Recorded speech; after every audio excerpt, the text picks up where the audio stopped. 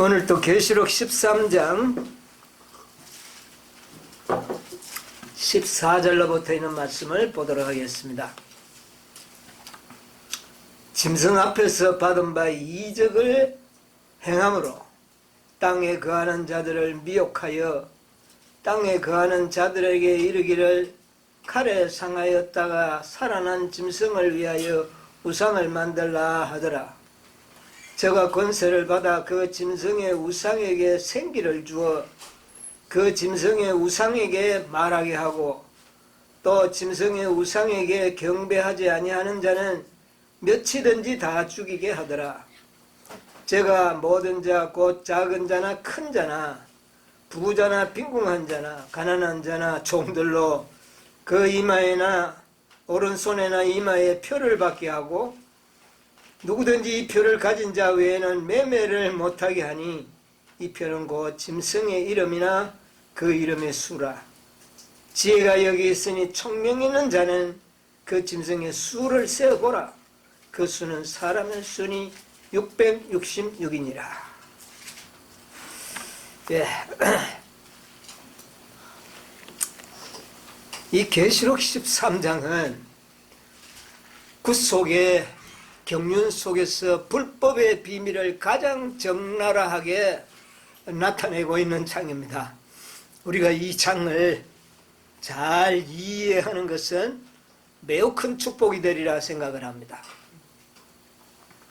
지난 안식일에는 우리가 짐승의 후상과 개신교 단체의 그 역학적인 관계를 좀 우리가 생각을 했습니다. 우리가 늘 궁금하게 생각했던 엘렌 G. 화이트의 그 짐승의 우상은 곧 개신교 단체라고 하는 그 말의 의미를 많은 사람들이 혼란스럽게 생각을 합니다. 그러나 아마 이제 지난 안식일에 우리는 연구를 통하여 그 역학관계를 충분히 이해하셨으리라 생각을 합니다. 그러나 그것으로 다 해결된 것은 아닙니다. 아직도 이 짐승의 우상에 관한 많은 연구가 우리들에게 필요하고 좀 더 명확하게 이 문제를 이해하는 것이 중요하다고 생각합니다. 왜냐하면 이 계시록 13장에서 불법의 아들이 나타나고 소위 그리스도 교계에서 이야기하는 적그리스도의 그 음모가 이곳에 들어있기 때문에 이것을 우리가 제대로 잘 이해하고 알고 있어야 된다고 생각을 합니다. 이 13장에 보면 전체적으로 보면 바다에서 올라오는 무슨 짐승? 복합짐승. 예, 표범과 같은데 사자의 입을 가진 또 곰바닥 발을 가진 이런 모습에 그리고 열불과 멸류관을 가진 이런 짐승. 여기에 대해서는 이제 이해를 선명하게 다 하시죠. 예, 어떤 짐승이라는 거, 무엇을 상징하는지, 법안권이라는 것에 대해서는 분명합니다. 자, 그 다음에 땅에서 올라온 새끼양과 같은 짐승, 미국이라고 하는 사실에 대해서는 분명한 어떤요? 견해를 다 깨닫고 있죠. 예, 여기에 대해서는 우리가 흔들림이 없이 확신하고 있습니다. 그 다음에 짐승의 우상, 짐승의 우상에 대해서는 우리가 이제 그 예언의신적으로 나타나고 또 그 다음에 그 모든 과정을 우리가 연구해 봤을 때 개신교 단체가 짐승의 이미지로서는 분명한 형상을 개신교 단체가 갖고 있다. 그래서 그것을 갖다가 우리는 짐승의 우상이라는 말이 이미지라는 말이지 않습니까? 형상이라는 말이거든요. 그래서 그 문제를 우리는 좀 이해를 했습니다. 그러면 계시록 13장에 나오는 이 짐승의 우상이 개신교 단체로서의 모든 설명이 다 100% 되느냐? 그것은 아니라는 사실입니다. 짐승의 우상이 우리가 이 계시록 13장을 연구해 보면 우상이라는 개념에 세 종류의 우상의 개념을 발견하게 됩니다. 세 종류의 우상. 예, 그것을 오늘 좀 분명히 우리가 이해하고 넘어갔으면 좋겠다 생각을 합니다. 자, 우리 이 바벨론을 법왕권을 바벨론으로 표상을 했지 않습니까? 이 법왕권. 자, 이 바벨론의 기원이 우리가 연구를 해보면 창세기로 올라가면서 연구를 할 수 있죠. 자, 법왕권을 바벨론이라고 딱 호칭한 데가 어디에 있습니까? 아니, 법왕권을 바벨론이라고 지칭하는 성경 말씀은 계시록 17장 5절에 보면 그 말씀이 나옵니다.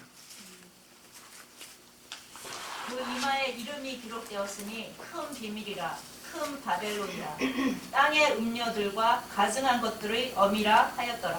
여기 나오는 음녀는 로마 법왕권을 이야기하지 않습니까? 그런데 그를 뭐라고 한다고요? 큰 바벨론이다. 그래서 바벨론에 대해서 이야기 나옵니다. 그래서 이 바벨론의 기원을 이제 살펴보면 방금 이야기하셨듯이 바벨탑에서 기인이 됐다는 것을 알게 됩니다. 이 바벨탑에 이것이 이제 이 창세기의 역사 가운데 나오는데 11장 9절을 한번 읽어볼까요? 그러므로 그 이름을 바벨이라 하니 이는 여호와께서 거기서 온 땅의 언어를 혼잡케 하셨습니다. 여호와께서 거기서 그들을 온 지면에 흩으셨더라. 참 우리 인간들의 가장 불행은 이 바벨탑의 역사에서 시작이 됩니다. 이 수많은 방언들, 수많은 언어가 바로 어디에서요? 이 하나님을 반역했던 이 역사의 결과로 언어가 다 혼잡하게 된 겁니다. 만약에 언어를 혼잡하게 하지 않았더라면 인간의 운명은 훨씬 일찍이 끝날 수밖에 없는. 그래서 하나님께서는 구속의 경륜을 다 완성시키기도 전에 자멸해버릴 수밖에 없는 그런 상태가 만들기 위해서 이 반역을 시도한 겁니다. 그런데 그것을 방지하기 위하여 하나님께서는 언어를 어떻게 했습니까? 혼잡하게 해버린 이것이 인간의 역사를 6,000년 동안 갈 수 있도록 지탱해주는 하나의 방법이었습니다. 여러분 그렇지 않습니까? 네, 이 언어 문제 때 언어의 장애가 우리 인간들을 이렇게 제약이 홍수처럼 퍼지지 않도록 막아주는 하나의 그런 방법이 됐던 것을 우리가 알게 되는데 거기서 최초로 뭐가 일어나면 하나님께 대한 큰 반역이 일어난 겁니다. 그 다음에 그 후손들에 의하여 세워진 바벨로니아에서 반역한 그 민족에 의하여 뭐가 세워집니까? 다니엘 3장 1절에 보면 뭐라 그랬어요? 느부갓네살 왕이 어떻게 해요? 금으로 신상을 만들었으니 고는 60규빗이요 광은 6규빗. 그러니까 6이 몇 개 나옵니까? 2개 나왔어요. 66규빗의 우상이 세워졌습니다. 이것은 마지막 법왕권이 세울 666의 하나의 표상입니다. 66이 얼마로 변해버립니까? 666으로 발전해서 과거 바벨로니아에 세워졌던 우상을 10배나 더 크게 키워서 세워질 우상 666 이것을 암시하고 있어요. 우상이 세워지는 것을 이야기합니다. 그래서 이 로마 법왕권은 바로 이 바벨탑의 반역과 바벨론의 금신상을 재현하는 또 하나의 이미지가 되어 있는 겁니다. 그렇지 않습니까? 사도 바울이 뭐라고 그랬어요? 데살로니가 후서 2장 3절 4절을 한번 읽어보세요. 누가 아무렇게 하여도 너희가 미혹하지 말라.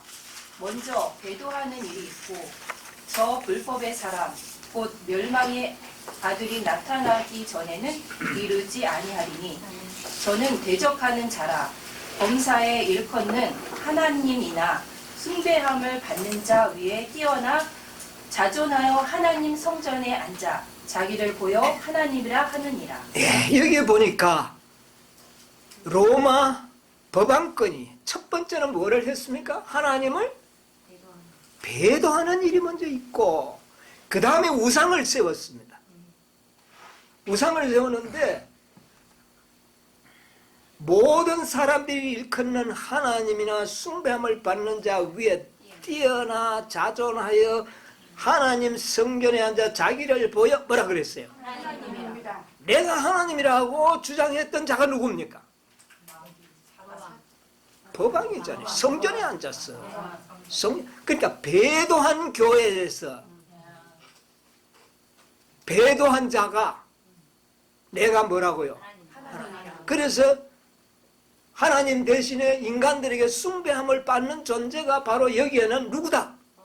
법왕이라고 이야기하고 있지 않습니까? 이걸 잊어버리면 안 됩니다. 계시록 13장을 연구하면서 바로 이 일이 일어날 것에 대한 예언을 하고 있다는 겁니다. 그래서 실제적인 섬김을 받는 우상은 누구예요? 법왕이라는 겁니다. 이게 성경적인 해답이에요. 우리가 개신교 단체만 우상으로 생각하고 그들이 경배받는다는 것은 섬김을 받는다는 뜻보다는 그들에게 순종한다는 의미를 가지고 있습니다. 그러나 이 법왕은 뭡니까? 섬김을 받는 존재로 나타난다는 거죠. 그래서 이 역사가 옛날에도 한번 있었지만 이것이 다시 어떻게 해요? 재현되는데 그 재현시키는 에이콘, 우상, 형상이 누구냐? 개신교 단체가 한다고. 이 역학관계를 여러분 잘 이해해야 돼요.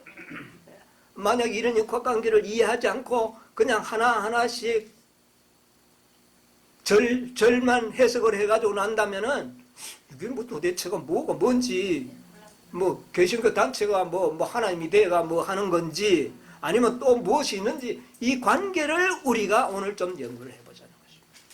그래서 여기 보니까 자존하여 자기가 하나님 성전에 앉아서 자기를 하나님이라 한다. 그가 바로 누구였느냐면은 법왕이었습니다. 법왕권의 법왕이었어요. 이 일이 다시 재현될 것에 대한 예언이 사도 바울의 예언이었고 다니엘의 예언이었고 계시록의 예언이다 그 말입니다. 이 관계를 이해를 할 필요가 있는 겁니다. 최종적으로 성김을 받는 이 땅의 우상은 누굽니까? 그러니까 법왕이 되는 겁니다. 법왕이 된다는 것이죠. 자, 이것을 우리는 기억을 해야 돼요.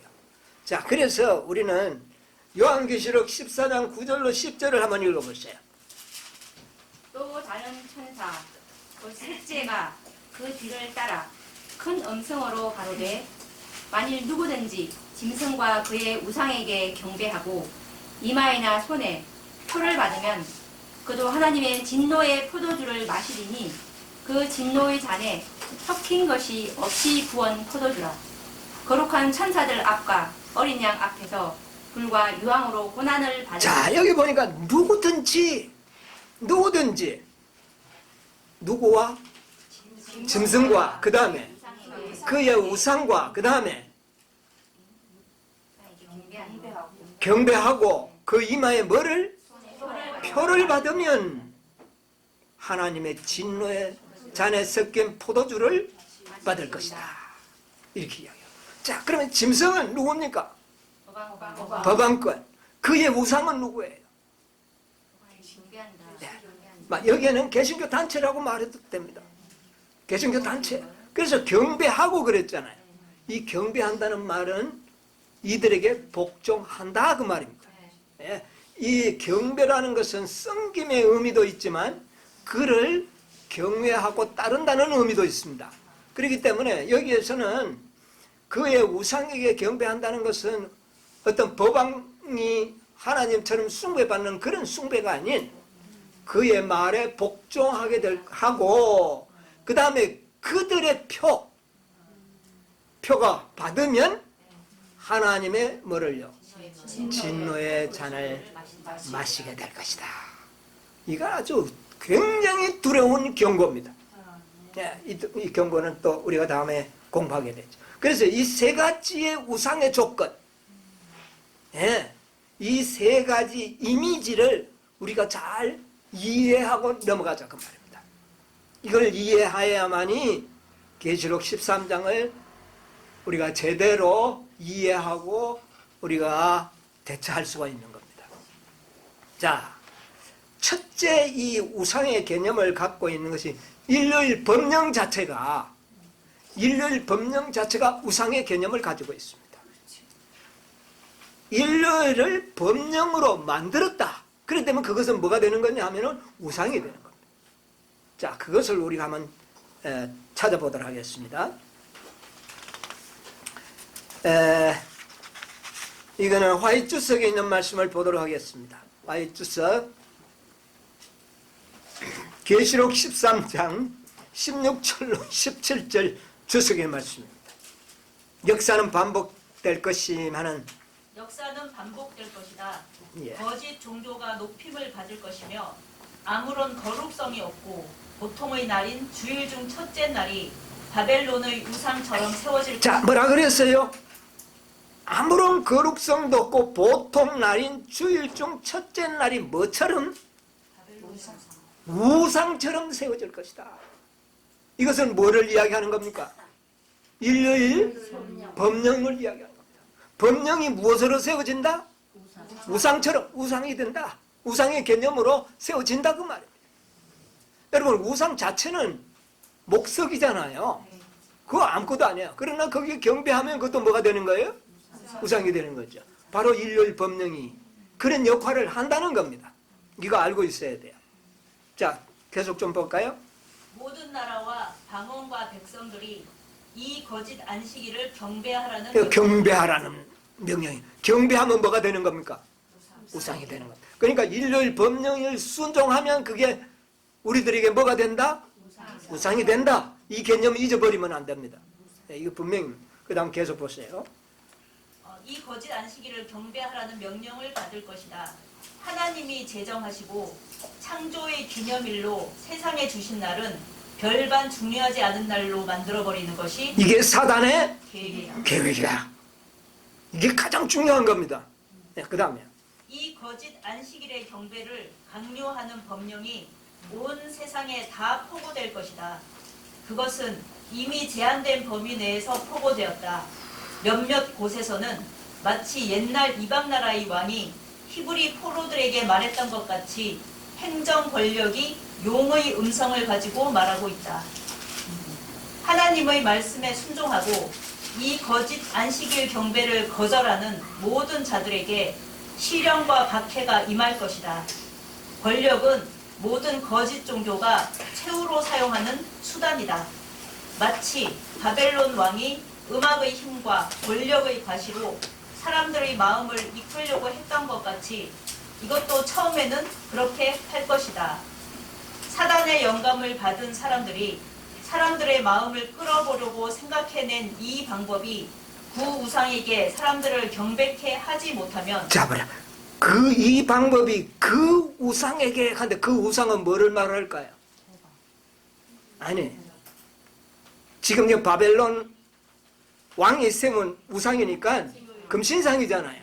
그런데 금신상이 마지막에는 무엇으로 세워지는 것으로? 인류의 법령이 그 우상이 되는 거예요. 이거 비유를 드는 거예요. 역사의 비유를 드는 겁니다. 예, 계속 보세요. 그 우상에게 사람들을 경배케 하지 못하면 무서운 풀무불이 그러니까 인류의 법령을 순종하지 않으면 뭐가 기다리고 있다? 풀무불이 기다린다 그 말입니다. 예. 무서운 풀무불이 그들을 삼키려고 기다리고 있던 것 같이 이제도 그리할 것이다. 교권은 사람들을 강제로 복종시키기 위하여 그의 권력을 행사해 왔다. 예, 그까지 보겠습니다. 그래서 여기 보면 인류의 법령이 우상의 개념을 가지고 있어요, 없어요? 가지고 있습니다. 일요일 법령. 법령이 안 되면 그건 아무것도 아니에요. 예. 그러나 그것이 법령으로 제정되면 그것은 우상으로 등장하는 것과 같다. 옛날에 금신상이 세워지는 것과 같은 역할을 한다 그 말입니다. 자, 그 다음에 요것은 그 마지막 사건 224쪽인데 제가 읽겠습니다. 일요일 준수가 아직은 짐승의 표가 아니다. 그리고 사람들로 하여금 이 우상의 안식일을 경배하게 하는 법령이 내리지기 전에는 그러할 것이다. 일요일이 법령으로 제정되기 전에는 아니라는 말인데 그 말을 하시면서 이 우상 안식일을 그랬어요. 그러니까 일요일이 뭐라는 말입니까? 법령이 제정되면 그건 우상이라는 겁니다. 네. 법령이 제정되지 않으면 우상이 아니에요. 그러나 그것이 법령이 제정되면 우상이 된다. 그래서 첫 번째 우리가 기억해야 될 것은 일요일 법령이 우상의 개념으로 계시록 13장은 우리에게 말하고 있다. 이거 잊어버리면 안 됩니다. 자, 그 다음에 법왕이 우상이라고 하는 개념을 요한계시록 13장은 또 말하고 있습니다. 아까 우리가 성경절 봤죠? 자기를 어디에 앉아서? 성전에 앉아 자기를 보여 뭐라 하리라? 자기가 하나님이라 하리라. 이거 분명한 이야기거든요. 요것을 대쟁투에도 이야기하고 있습니다. 대쟁투 449쪽에 대쟁투 449쪽을 좀 보겠습니다.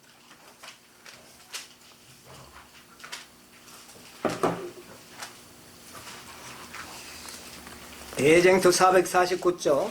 그러나 법률로서 일요일 준수를 강요하고 그러나 법률로서 일요일 준수를 강요하고 진정한 안식일 준수에 관한 사실이 온 세계에 밝혀질 때에는 하나님의 명령을 어기고 로마교의 명령과 다름이 없는 명령에 순종하는 자들은 이로써 하나님보다 법왕을 높이게 될 것입니다. 누구를 높인다고요? 누구보다? 하나님보다 법왕을 높이는 게 이게 우상을 섬기는 거 아닙니까? 그 성을 받는 대상자가 누구예요? 법왕. 계시록 13장은 법왕도 반드시 우상의 개념으로 밝히 말하고 있습니다. 그가 섬김을 받을 것이다. 이것을 더 확실하게 우리가 이해하려고 하면은 666이고 사람의 수라 그랬잖아요. 최종적으로 그가 할 것에 대한 계시록 13장은 딱 찍어서 이야기하는 사람의 수다. 수를 세어보니 얼마다? 666. 비카리우스 휠리데. 딱 그렇게 지정해 주는 겁니다. 여기에 대해서 사람들이 희미해질 수가 있어요. 많은 사람들이 이거 잘 인정하려고 하지 않습니까? 예, 사람을 뭐 그렇게 섬기겠냐? 아닙니다. 천주교회가 지상권을 회복하고 난 다음에 법령을 만들고 난 다음에 마지막에는 누가 나타날까요? 그 법을 만들었던 교황이 신적인 존재처럼 추앙을 받으려고 합니다. 옛날에 중세기에 그래서야 그랬어요.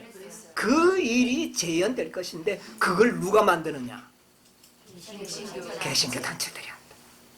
그래서 이 실제적인 우상과 이미지적인 우상의 관계를 우리가 잘 이해할 필요가 있는 겁니다. 이 일은 반드시 재현될 것이다. 이것을 우리가 기억을 하는 것이 좋습니다. 자, 그 다음에 세 번째로 이제 우리가 이야기하는 지난 안식일에 배웠던 그 개신교 단체, 법왕권의 형상, 우상, 형상을 우상이라는 말과 동일한 말로 표현했을 때 법왕권의 우상인 개신교 단체가 그렇게 할 것이다. 그리고 개신교 단체도 경배를 받는다는 표현이 나옵니다. 성경에. 그런데 그것이 바로 순종한다는 의미라고 말해요. 그 명령을 복종한다는 말이에요. 그러나 뭐 단체라고 하는 그런 어떤 형용사적인 어떤 실제 물체도 아닌 그것이 무슨 성김의 대상이 되는 건 아닙니다. 궁극적으로 그것을 만든 누가 나옵니까? 법왕이 나옵니다. 그러니까 일요일 법령을 누가 만듭니까? 법왕이 만들었지 않습니까? 옛날에. 그 다음에 그 법을 제정을 한 사람이 누굽니까? 교황이 만들었잖아요. 예. 그래서 그 법을 만든 자가 성김의 대상이 되는 겁니다. 성김의 대상이 되니까 사단이 나중에 그를 어떻게 하는 겁니까? 우리 지난 안식일에 제가 잠시만 아주 음녀를 아주 존재를 없애버리는 겁니다. 왜? 이제는 자신이 영광과 존귀를 받고 성김을 받으려고 하는 겁니다. 절대로 성김을 나누어 가지지 않습니다. 우리 하나님도 경배를 그런 우상에게 주지 아니하리라. 내 영광을 다른 이게 주지 않겠다고. 우리 창조주의 모든 창조주와 모든 피조물을 창조하신 근본 목적이 뭡니까? 하나님의 영광을 얻고 정말 축복을 함께 나누어 가지는 그런 관계가 되기 위해서 그랬는데 그거 딴 사람에게 딴 존재에게 주지 않겠다고 하는 것이 성경의 주제입니다. 네. 그래서 이 세 개가 일요일 법령, 법왕권, 그 다음에 개신교 단체, 이게 다 우상의 개념으로 우리가 말할 수 있는데 공통 분모가 뭡니까? 일요일 법령, 일요일. 그 다음에 법왕도 뭐를? 하나님의 법을 변경하여 일요일을 만들었지 않습니까? 이게 대전투의 쟁점입니다. 사단이 하늘에서 하나님의 법을 변경시키려 했던 것을 이 땅에서 누구를 통하여? 법왕권을 통해서 일요일을 넷째 계명 대신으로 지키도록 만드는 이 일을 했거든. 그래서 법왕이라 하면 일요일, 공통분모가 일요일입니다. 그 다음에 개신교 단체가 만들 게 또 뭡니까? 일요일. 일요일이 이 세 우상의 공통분모가 된단 말입니다. 그래서 일요일은 짐승의 표가 되는 겁니다. 네? 짐승의 우상, 이거로 짐승의 표가 되는 겁니다. 네? 이 관계를 우리가 분명하게 이해할 필요가 있다. 네. 자, 이제 이 세 문제를 우리가 잘 정리를 했을 때 이러한 것이 결과적으로 나타나게 되는 겁니다. 자, 그런데 우리가 이제 이 짐승의 표라고 이야기하면 흔히들 생각할 때 일반적으로 개신교에서는 뭐라고 이야기를 합니까? 짐승의 표를 옛날에는 시기를 정하는 옛날에 우리 재림교 안에도 있었죠. 그들이 이야기할 때 짐승의 표는 뭐라고요? 666인데 크레딧 카드. 그거 받으면 뭐 받는 것이다? 짐승의 표. 그 안에 들어있는 남바가 뭐 이래 해가지고 666이다. 물론 맡기면 666이 맞아요. 그러나 그것이 짐승의 표가 아니라는 것은 이미 역사적으로 그것은 의미가 없는 것이 되어버렸고, 자, 그 다음에 조금 있으니까 666 전자 바코드. 네, 이거 받으면 안 된다. 여기에 바코드 같은 거. 이게 넘버가 666이다. 그래서 이거 받으면 안 된다고 이거는 개신교에서 많이 떠들어댔던 하나의 이야기들입니다. 이제 조금 과학이 점점 발달되니까 이제는 뭐가 나왔습니까? 베리칩. 베리칩이 나오는데 이것은 뭐냐면 베리칩은 전자 신분증입니다. 우리의 모든 정보와 모든 것들을 다 이 베리칩 속에 다 들어있어서 통장을 잃어버리든 도장을 잃어버리든 다 잃어버려도 아무 문제가 되지 않도록 하는 가장 안전한 방법이 바로 전자 신분증 베리칩. 이거 받으면 안 된다. 그래가지고 개신교에서는 많은 논쟁이 되고 있습니다. 우리 재림교회 안에서는 이게 큰 문제는 없지만 결국은 이런 세 가지의 우상의 관계와 짐승협회 일요일과의 관계를 이해하지 못하면 결국은 그것밖에 믿을 게 없는 겁니다. 결국은 그렇게 되는 겁니다. 그러므로 이것을 그건 지금 아니다 이렇게 생각하고 있지만은 결국은 이 지금 우리가 공부하고 있는 이 주제를 분명하게 이해하지 못하면 나중에는 그렇게 돌아간다는 이야기입니다. 그리고 분명히 짐승의 표를 받도록 하기 위해서 사용하는 물질이 있을 겁니다. 이용당하는 물질이 있다는 거예요. 그게 뭐 베리칩이 될런지 바코드가 될런지 카드가 될런지는 모릅니다. 그런 것들을 통하여 매매를 할 수 없도록 어떻게 해요? 할까요? 안 할까요? 그런 수단의 방법으로 그것을 사용할 때 마치 그것이 뭐인 것처럼 그것은 짐승의 표를 받도록 하는 하나의 도구는 될는지 모르지만 그 자체가 짐승의 표는 아니다. 이것을 분명히 알자고 말입니다. 그런 도구는 분명히 나올 겁니다. 방법이 나온다는 이야기예요.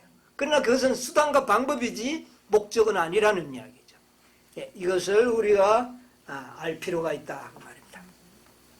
자, 그래서 이 짐승의 표에 대해서 분명한 이해를 할 필요가 있는데, 자, 이제 우리가 오늘 또 시간이 조금 넉넉하면은 이 연애신 전체를 한번 쫙 훑으면서 한번 보면은 참 좋겠다 생각이 들었는데, 우리가 대쟁투 446쪽에 짐승의 우상은 자기 교리를 강요하기 위하여 국권의 도움을 구함으로 생겨나는 배교된 개신교도들의 단체를 나타낸다 하는 그 밑에 보면 짐승과 그의 짐승의 표가 나오죠. 이것을 쫙 읽어서 어디까지를 보느냐 하면은 450쪽까지를 쫙 읽어보면 우리가 지금까지 간단하게 요약했던 새 짐승의 우상이 나타나게 되고 또 짐승의 표가 무엇인지를 나타나게 되는 겁니다. 그래서 오늘 다 읽지는 않고 요점만 조금 읽어보도록 하겠습니다. 446쪽에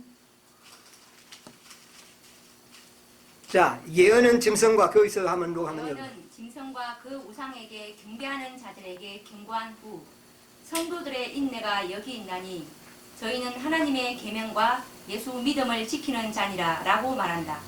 이와 같이 하나님의 계명을 지키는 자와 짐승과 그 우상을 경배하고 그 표를 받는 자를 대조적으로 기록한 것을 보면 하나님을 경배하는 자와 짐승을 경배하는 자의 구별이 하나님의 계명을 지키는 것과 범하는 데 있는 것이 분명하다. 네, 여기서 우리가 잠시 봐. 아무리 뭐 이런저런 이 문장의 해석과 단어의 해석과 원어의 해석이 나온다 하더라도 우리가 놓치지 말아야 될 것은 뭡니까? 그 모든 논쟁점의 논쟁점이 뭐라고요? 하나님의 계명이다. 여기서 떠나면 안 됩니다. 하나님의 계명이다. 계명을 지키는 것과 범하는 것, 여기에 모든 개정점이 들어있고 우상과 표가 모두 이것을 위하여 만들어진 것이라는 것을 기억하셔야 돼요. 네, 이걸 분명히. 자, 그 다음에 짐승의 특징. 짐승의 특징과 동시에 그 우상의 특징이 되는 것은 하나님의 계명을 깨뜨리는 것. 자, 보세요. 짐승의 특징. 그 다음에 그 우상의 특징은 한마디로 말하면 뭐다? 계명을 깨뜨리는 것이다. 여기에 주안점이 있다는 겁니다. 예, 그 다음에요. 다니엘은 작은 불, 곧 법안권에 대하여 그가 또 때와 법을 변개코자 할 것이라 라고 말한다. 바울은 그 동일한 세력을 하나님보다 자기를 높이고자 한 불법의 사람이라고 불렀다. 자, 여기 보세요. 우리가 조금 전에 배교한 개신교 단체들이 짐승의 우상이다 그랬잖아요. 이것을 문자적과 그 다음에 하나로서 끝내버린다면 이 밑에 있는 말씀과 굉장히 이게 맞지가 않는 결과가 오는 거예요. 그러므로 이것을 잘 대조를 해야 되는 겁니다. 여기에 보니까 이 두 예언은 불법의 사람이라고 불렀다. 불법의 사람은 누굽니까? 법왕. 이거는 법왕이에요. 사람이니까. 예. 여기에 지배하게 될 거라는 겁니다. 그러니까 법왕이 뭐를 만드는 공포한 겁니까? 인류의 법령을 제정한 장본인이거든요. 자, 그래서 법왕은 하나님의 율법을 변경시킴으로써 자신을 하나님보다 숭배를 받는 대상이 된다 그 말. 그러니까 궁극적인 이 모든 것의 핵심은 하나님의 율법을 변경시키는 것이고 그것을 만든 자의 장본인은 누구다? 법왕에게 가야 되지. 뭐 다른 일요일 개신교 단체인데 가서는 안 된다는 이야기입니다. 예? 여기에 핵심이 있다는 것이에요. 그 밑에를 이제 쫙을 보면 설명이 그렇게 나오는 거예요. 일요일 법령과 그것을 지키는 행위는 법왕을 숭배하는 결과가 된다. 이걸 이야기해 주는 겁니다. 예. 그렇게 하도록 하는 것이 일요일 개신교 뭐다? 단체다. 그런데 그것을 우상이라고 설명이 기재가 되어 있다. 그 말입니다. 이 관계를 이해해야 하는 거예요. 자, 그 다음엔 법왕권은 오직 법왕권은 오직 하나님의 율법을 변경시킴으로써 자신을 하나님보다 높일 수 있었다. 그리고 누구든지 이와 같이 변경된 율법인 것을 알면서도 그것을 준수하는 자는 그 율법을 변경시킨 자에게 최상의 영광을 돌리는 셈이다. 이와 같이 법왕권의 율법을 순종하는 행위는 하나님 대신에 법왕에게 순종하는 표가 되는 것입니다. 자, 여기 이제 잘 설명이 요약이 됐잖아요. 예. 자, 이제 이와 같이 법왕권의 율법, 법왕권이 만든 일요일 법령을 순종하는 행위는 하나님 대신에 누구를? 이게 이제 진짜 우상이에요. 성경을 받는 것은. 여기에 핵심이 있다는 거예요. 예. 이런 일이 다시 재현될 것이다. 예. 예. 그래서 하나님 대신에 법왕을 순종한, 그 다음에 또 일요일을 지키는 행위는 법왕권에 뭐가 된다? 짐승에 뭐가 된다? 표가 된다. 자, 이거 보세요. 자, 우리가 일요일 법령을 순종할 때 이것은 짐승의 우상에게 뭐 하는 것이고? 경배하는 것이고, 한편으로는 그 행위는 짐승의 뭐를? 표를 받는 것이다. 그러니까 모든 것이 어디에 기인되어가 있습니까? 일요일과 안식이에요. 여기에 개정점이 있다는 겁니다. 일요일을 지키면 짐승의 우상에 경배하는 것이고 일요일을 지키면 짐승의 표를 받는 것이다. 이제 분명하죠. 여기 흔들리면 안 된다는 겁니다. 네. 그러나 하나님 백성은 오직 하나님의 율법 넷째 계명을 순종하게 되는 것이죠. 인을 받게 된다는 거예요. 그런데 짐승의 표와 하나님의 인은 딱 이렇게 대조적으로 나타나 보이는 겁니다. 이제 이 세 가지 우상의 모든 관계를 여러분 이해하시겠죠? 네, 이것을 분명히 우리가 이해할 필요가 있는 겁니다. 그래야만이 우리가 마지막에 어떤 미혹이 올 때도 그것을 우리가 지혜롭게 대처할 수가 있다 그 말이죠. 자, 법왕권을 높이게 될 것은 아까 449쪽은 읽었죠? 예, 읽었으니까 넘어가기로 하고요.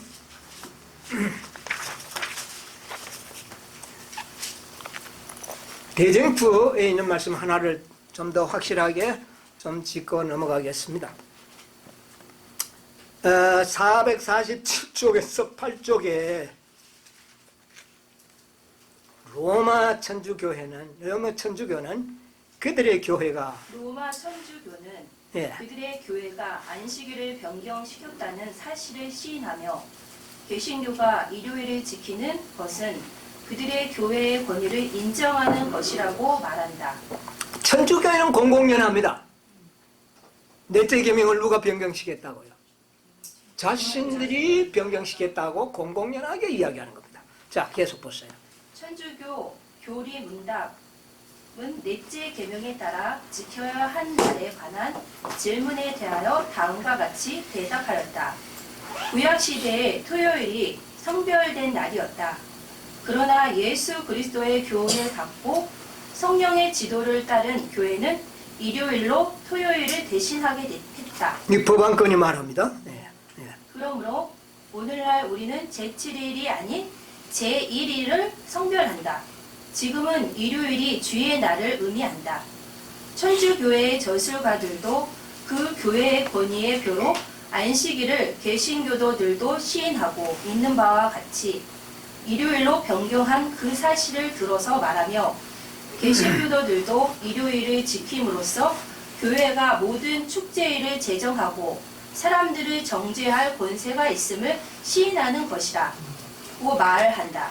그러므로 안식일의 변경이야말로 로마 교회의 권위의 표, 곧 짐승의 표가 아니고 무엇이겠느냐. 자, 짐승의 표에 대해서는 분명한 언급이 나오죠. 예. 예, 뭐를 지키는 것? 일요일. 일요일을 지키는 행위가 표가 된다. 일요일, 예, 이거 잘 우리가 기억해야 된다.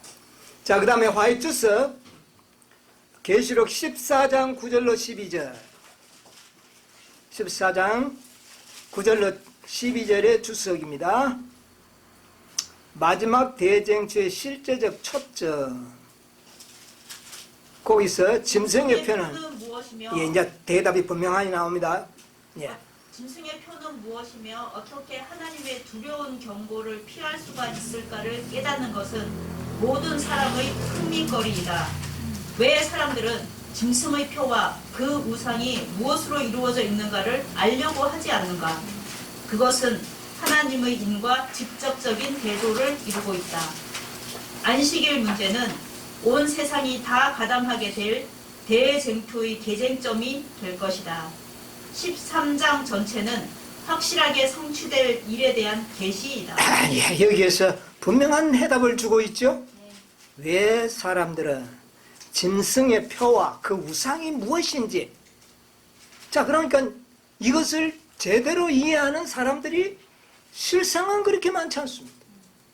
그러니까 일요일 법령을 순종하는 행위가 우상을 경배하는 것이요, 또 그 일요일 법령을 순종하는 행위가 짐승의 뭐가 된다? 이 관계를 잘 알아야 되는데 이걸 왜 알려고 하지 않느냐 그 말이에요. 별도의 것으로 따로 있는 것처럼 생각할 필요가 없다는 겁니다. 우리가 연구한 결과에 의하면 그렇게 되는 겁니다. 그것은 하나님의 인과 대조를 이루고 있다. 안식일 문제는 온 세상이 다 가담하게 될 대쟁투에 뭐가 된다? 개정점이다. 여러분, 모든 문제는 하나님의 율법이 되고 율법 중에도 넷째 계명의 중심이 있다. 여기에 흔들리면 앞으로 어떤 사람들이 나와서 어떻게 이것을 혼미시키는지 몰라요. 그러나 이것을 분명히 우리는 알고 있어야 된다. 자, 그 다음에 화이트석 계시록 14장 9절로 12절에 나오는데 짐승의 표란 무엇인가 하는 제목에서 짐승의 표란 무엇인가? 요한은 주일 중 첫째 날을 지킴으로써 짐승과 그 우상을 숭배하는 사람들과 뚜렷이 구별되는 한 백성을 보라는 요구를 받았다. 바로 이 날을 지키는 것이 짐승의 표다. 이 날을 뭐 하는 것이? 지키는 것이 표다. 지키는 것이 우상이요. 우상을 경배하는 것이요. 지키는 것이 표다. 핵심은 뭡니까? 하나님의 법을 순종하느냐, 사단의 거짓 안식일을 순종하느냐. 여기에 개정점이에요. 예. 예. 자, 아까 제가 읽어드렸는데 마지막 사건 224쪽에 그런데 아직 일요일 준수가 아직은 짐승의 표가 아니다. 그래서 지금도 뭐 짐승의 표가 막 받고 있는 것처럼 그렇게 생각해서 아직은 짐승의 표가 아니다. 뭐를 지켜도? 일요일을 지켜도 짐승의 표는 아니다. 이것을 분명히 그 날이 시험이 될 때가 오고 있다. 때가 오고 있다. 그때가 언제입니까? 일요일 법령이 제정. 어떻게 제정됐어? 미국에는 지금 뭐 주별로 일요일 법령이 정해진 주도 있잖아요. 그럼 그 일요일 법령이 내린 겁니까? 그러면요, 뭐가 그것이 기점이 될 겁니까? 자, 화이트석 우리 보겠습니다. 화이주석 계시록 13장 16절 17절 주석에서 특별한 의미로 하나님의 율법이 특별한 의미로 하나님의 율법이 우리나라 미국에서 폐지될 때가 오고 있다. 우리나라의 미정자들은 법을 제정하여 일요일 법령을 강제할 것이므로 하나님의 백성들은 큰 위기를 맞게 될 것이다. 우리나라의 의회에서 종교적 특권과 관련된 인간의 양심을 억압하기 위하여 법률을 제정하여 일요일 준수를 강요하고 제7일을 안식일로 지키는 사람들을 권력으로 억압할 때 하나님의 율법은 사실상 우리나라에서 폐지되고 국가적 대도는 국가적 파멸로 이어질 것이다. 네, 거기까지 보겠습니다. 자, 여기 보니까 미국 어디에서? 의회. 네. 우리나라로 말하면 국회. 지방도의회가 아닙니다. 국회. 국회. 예, 국회에서 이것이 결정될 때를 기점으로 하는 겁니다. 아멘. 이게 하나의 키포인트예요. 그 때가 되면 그때부터는 일요일은 짐승의 표가 되고 짐승의 우상을 섬기는 것이 된다. 예, 이것을 분명히 우리가 이해할 필요가 있습니다. 여러분, 일요일 법령이 미국의 의회에서 내리면 이게 삽시간에 퍼져나갈 것인데 3단계로 퍼져나갈 겁니다. 첫째는 미국 의회에서 내리고 그 다음에는 이 유럽과 로마 교도들 개신교국들이 이것을 막 1차적으로 환영하고 받아들일 겁니다. 우리나라도 1차적으로 받아들일 그 무리에 아마 속할 겁니다. 자, 대정투, 이거는 간단한 말씀인데 대정투 615쪽에 보면 유럽의 로마 교도들과 미국의 타락한 개신교도들은 하나님의 모든 계명을 지키는 사람들에 대하여 그와 유사한 행동을 취하게 될 것이다. 자, 미국에서 딱 의회에서 법령이 내려지면 유럽과 로마 교도국들과 개신교도국들이 미국과 똑같은 뭐를요? 행동을 취할 것이다. 아주 이것은 뭐 거의 동시다발로 받아들이겠지. 동시다발로. 자, 그 다음에 이제 이것은 아주 순식간에 퍼져서 전 세계적인 것으로 발전할 것이다. 예. 자, 우리 교회 증언 6권에 있는 말씀을 보기 전에 화이트석 계시록 13장 16절 17절에 역사는 반복될 것이다 아까 봤는데 그거 다시 한번 보겠습니다. 역사는 반복될 것이다. 역사는 반복될 것이다. 거짓 종교가 높임을 받을 것이며 아무런 거룩성이 없고 보통의 날인 주일 중 첫째 날이 바벨론의 우상처럼 이게 우상처럼 세워집니다. 모든 나라와 방언과 백성들이 이 거짓 안식일을 경배하라는 명령을 받을 것이다. 하나님이 제정하시고 창조의 기념일로 세상에 주신 날은 별반 중요하지 않은 날로 만들어버리는 것이 사단의 계획이다. 이 거짓 안식일의 경배를 강요하는 법령이 온 세상에 다 포고될 것이다. 예, 됐습니다. 거짓 안식일을 경배하라는 법령이 어디에 내릴 것이다? 온 세상에 온 세상에 내릴 것이다. 이게 세계적인 법령으로 제정된 것이다. 그러니까 66은 옛날에 바벨론에 제한된 국가들만 지켰는데 이제는 온 세계가 지켜야 돼. 그 위에 보면 또 그 말이 했잖아요. 나라와 방언과 백성들이 이 거짓 안식일을 경배하라는 명령을 받게 될 것이다. 그러니까 이 법령은 반드시 세계적인 법령으로 어떻게 해요? 발전될 것이다. 제정될 것이다. 장려가 아닙니다. 법령으로 제정. 그래서 마지막 사건 135쪽에 보면 외국 나라들은 미국의 본을 따르게 될 것이다. 비록 미국이 선도할지라도 세계의 모든 지역에 있는 우리 백성들에게는 동일한 위기가 닥칠 것이다. 이 법령은 세계적이 될 거예요.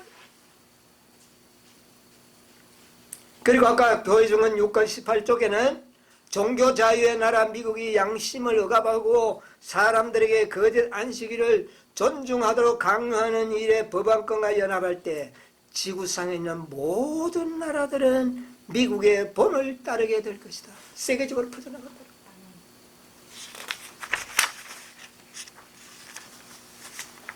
이것이 사단의 마지막 기만의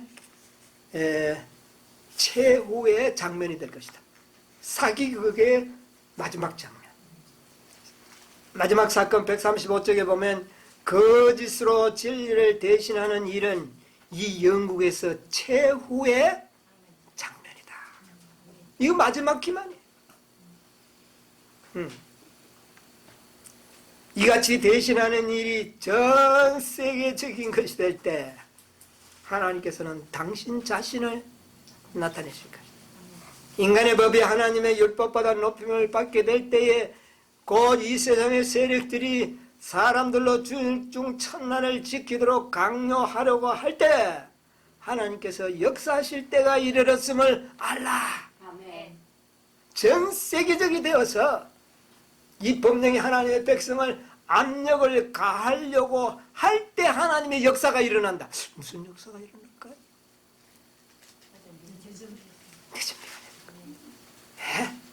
하나님께서는요, 일요일 법령이 미국에서 제정되고 로마 국가와 기독교 국가가 먼저 받아들이고 세계적인 것이 될 때에 하나님의 백성들에게 늦은 빛 성령을 부어주죠.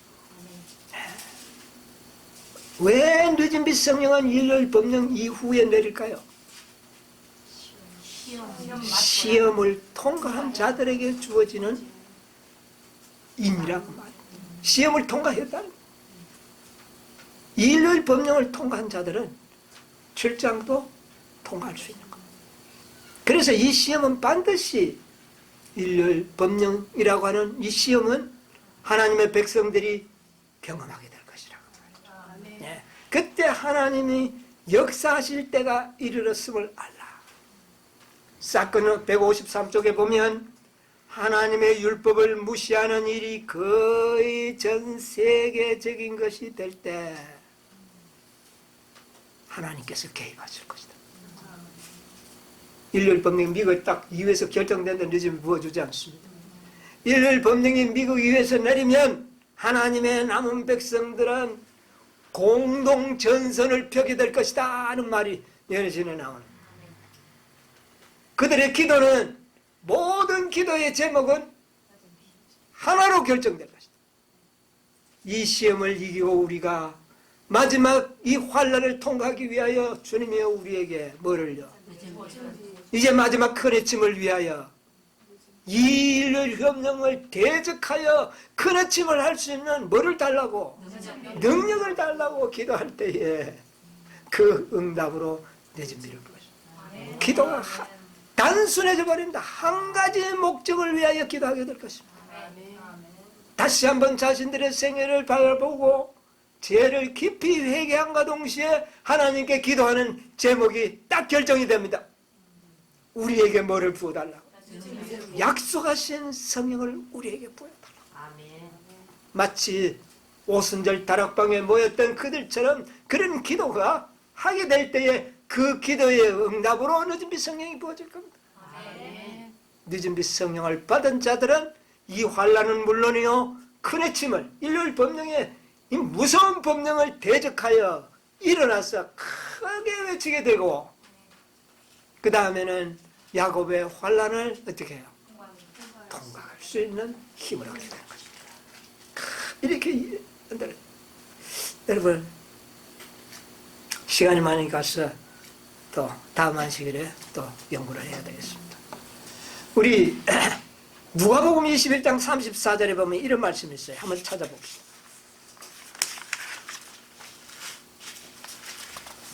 누가복음 21장 34절. 너희는 스스로 조심하라. 그렇지 않으면 방탕함과 술 취함과 생활의 염려로 마음이 둔하여지고 뜻밖의 그날이 덕과 같이 너희에게 임하리라. 그날이 뭐와 같이? 덕과 같이. 덕과 같이 말이라. 여러분 그날이 무슨 날입니까?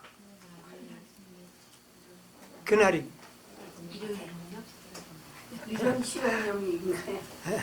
여기 지금 예수님의 재림의 징조를 쫙 이야기했지 않습니까? 첫째는 재림이 덕과 같이 말 것이다. 징조를 가르쳐 줘놓고 덕과 같이 말한다. 징조를 안 가르쳐 줘야지 덕과 같이 말라고 하면. 그래요 안 그래요? 덕과 같이 임하도록 하려면 징조를 말하지 말아야 돼요. 근데 자세하게 징조를 이야기해놓고 덕과 같이 임하는 자들이 누굴까요? 이 세상의 모든 사람들은 그리스도의 재림이 뭐와 같이 올까요? 덕과 같이. 그들은 징조도 믿지 않았고 말씀을 믿지 않았기 때문에 덕과 같이 임할 거예요. 믿지 않았기 때문에. 또 그날이 그런데 그러면 준비된 백성들, 상당히 준비되어 왔던 백성들, 나는 이들에게, 재림 성도들에게는 뭐가 덫이 되어버릴까요? 재림이 덕과 같이, 재림도 그럴 수도 있겠지만 아까 지사님 이야기했듯이 일요일 법령이 덕과 같이 임할 것 같아요. 덕과 같이 임합니다. 일요일 법령은 공공연하게 내릴 겁니다. 그냥 비밀리에 내리지 않아. 준비는 비밀리에. 이미 비밀리에 되었다는 것은 1888년부터 이미 그 모든 동향을 우리는 이미 알고 있잖아요. 지금부터 10몇 년 전에 보면 참 생애 빛에서 그 기별자들이 이 짐승의표 일요일 법령에 대해서는 사사건건이 얼마나 상세하게 설명을 잘해줬습니까? 그런데 요즘은 그런 이야기가 별로 없어요. 쑥 들어가 버려요. 그럼 이게 거짓말인가? 아니에요. 그들의 말이 틀린 게 아니었습니다. 그런 일이 일어나려고 했습니다. 했는데 아직 사방의 바람을 붙들고 있는 천사들이 어떻게 해요? 붙잡고 있었기 때문에 그 일은 저지당하고 있었던 겁니다. 이제는 양치기, 거짓말쟁이 하는 양치기처럼 너무 이제 거짓말을 많이 하는, 이제는 이야기해도 별로 거기에 관심을 안 두니까 이야기하는 사람도 없어져 버렸어요, 이제는. 그렇다고 일요일 법령이 없어진 겁니까? 그것은 아닙니다. 여러분, 일요일 법령이 덕과 같이 임할 겁니다. 덕과 같이 임한다는 것은 일요일 법령이 내려가지고 천천히 진행되면서 난 이렇게 되리라고 생각하지 않습니다. 일요일 법령이 내리면 아주 순식간에 세계적으로 퍼져서, 여러분 그물을 칠 때, 고기 잡는 어부가 그물을 칠 때 어떻게 합니까? 살살 가서 그물을 어떻게 해요? 확 펼치면 순식간에 그들이 도망가지 못하고 덕과 같이 다 그물에 걸려버리듯이 일요일 법령은 그렇게 임할 것이라고 나는 봅니다. 이것이 수년을 지나면서 진행될 이런 것이 아니라 순식간에 전 세계를 덮쳐서 준비되지 못한 자들은 다 그 덫에 갇히도록 그렇게 일어날 것이다. 그러면 우리가 오늘 어떻게 해야 되겠어요? 준비해야죠. 여기에 사도 바울은 뭐라고 그랬습니까? 그날이 덕과 같이 나되는데 뭐라고 그랬죠? 방탕하고 술 취하고 생활의 연으로 마음이 어떻게 해요? 둔하여지고. 이게 마음을 둔하게 한다. 여러분, 우리가 무슨 방탕합니까? 우린 절제하면서 살잖아요. 여러분, 방탕한다는 것은 자신을 위하여 사는 삶을 방탕하는 생이라고 봐요. 자신. 네, 자신을 위해서 사는 거 방탕하는 생. 술 취한다는 것은 뭡니까? 먹고 마시고 정신없이 사는 거, 생각 없이 그냥 정신없이 사는 거, 술 취하는 행위. 그 다음에 생활의 염려로. 요새 우리 생활의 염려 됩니까 안 됩니까? 세상에 물가가 어떻게 그렇게 많이 올라요? 전에 오른다 하는 거, 이건 그거 요즘은 실감이 납니다. 장래에 대한 생활의 염려. 이것은 하지 않는 사람이 없어요. 기업을 하는 사람은 기업을 하는 대로, 중소기업을 하는 사람은 중소기업대로, 소상인들은 소상인대로, 샐러리맨들은 샐러리맨대로, 모든 사람들이 다 생활이 됩니다. 마음이 어떻게 될까요? 그리스도에 대한 재림의 준비보다 어떻게 살아갈까 하는 이런 것들로 우리의 마음을 어떻게 할까요? 둔하게 만들어버려요. 둔하게. 그래서 이런 날들이 다 우리에게 뭐와 같이 임하다? 덕과 같이 임하도록 할 것이다. 예? 그래서 짐승의 표가 이마에와 어디에 받는다 그랬어요? 이마에 받는 사람은 정말 그렇게 믿는 사람이 있어요. 일요일이 신성하다고. 그러나 일요일이 신성하지 않는다는 걸 알면서도 준비가 미처 되지 못한 자들은 다 어디에 받을까요? 손에 표를 받게 되는 겁니다. 하나님의 인은 손에 받습니까? 안 받습니다. 이만 마음으로 지키는 자들만 받습니다. 손에 표를 받았다는 것은 행동으로 지키는 자, 마음은 아니에요. 손에 받는 자들이야 재림 성도들이 많을 것 같아요. 그렇잖아요. 아니라는 걸 너무나 잘 알면서도 살기 위해서 지키고 이런 자들. 여러분, 궁극적으로 666이더라. 지혜 있는 자들이 잘 세봐야 되는 겁니다. 세보니까 누구예요? 사람이에요. 그 사람이 불법의 사람이었고 그가 바로 하나님의 법을 변경시켰고 그가 성전에 앉아서 높임을 받을 일이 이 땅에 다시 일어날 것이라고 하는 것이 계시록 13장 예언의 전체적인 내용의 주제입니다. 여러분, 마음이 둔해지지 않게 되기를 바랍니다. 우리의 마음은 항상 깨어있는 마음을 가지고 있습니다. 예비하며 근신하며 자기를 즐겁게 하는 것이 아니라 정말 우리가 그 나라와 그 의를 위하여 살아가는 그런 우리의 삶의 목적으로 전환을 해야 된다는 것입니다. 덕과 같이 임할 때에 다 준비되어 있어. 우리 하나님의 영광을 드러내는 그런 마지막 하나님의 남은 백성들로서 승리하는 백성들이 되어야 되는 것입니다. 승리하는 자들이 누굴까요?